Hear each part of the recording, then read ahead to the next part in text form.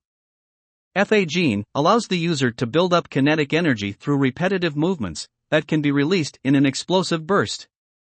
Danger Sense, allows the user to detect nearby threats to them or people around them.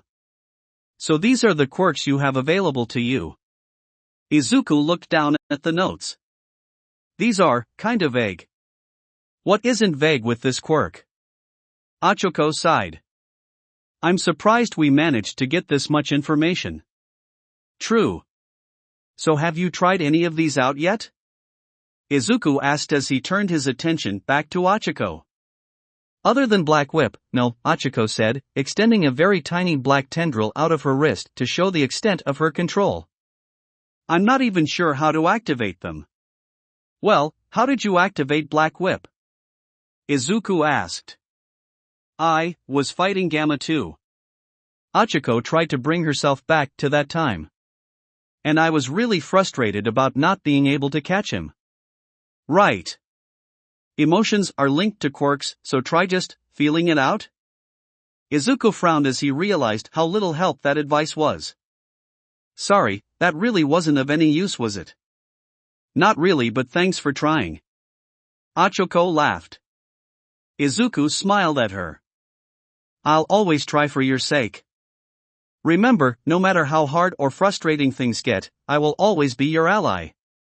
Always.